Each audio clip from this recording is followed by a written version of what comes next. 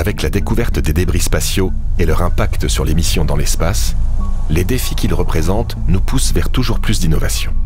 Pour lutter contre cette prolifération de débris, au CNES, nous nous investissons sur 3 fronts: la surveillance, la prévention et la réglementation.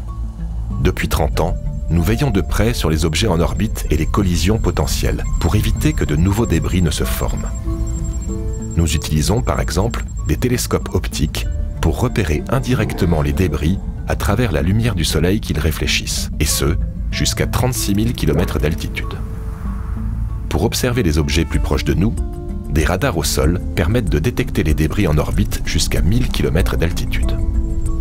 Grâce à ces moyens de catalogage, nos ingénieurs évaluent les risques et émettent des alertes anti-collision afin de les éviter. Mais on ne s'arrête pas là.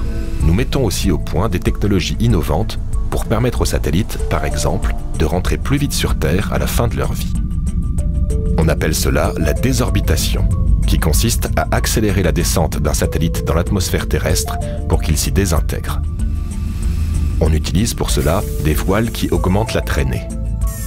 On travaille aussi sur des équipements plus résilients et modulables pour équiper les satellites. Ce qui permettra, dans un futur proche, de changer plus facilement une pièce défectueuse sans que l'on ait besoin de remplacer entièrement le satellite.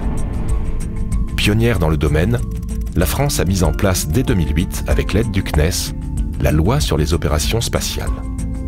Mise à jour en 2024, cette loi impose désormais que les satellites français reviennent dans l'atmosphère au bout de 3 fois la durée de leur mission, avec une limite fixée à 25 ans. Une première mondiale. Mais pour que ça fonctionne vraiment, il faut que cette législation s'étende à l'échelle internationale, un projet auquel nous contribuons activement au CNES. Les défis posés par les débris spatiaux sont considérables. Mais avec une coopération internationale renforcée et des solutions toujours plus innovantes, l'avenir de l'accès à l'espace peut rester durable et sûr pour les générations futures.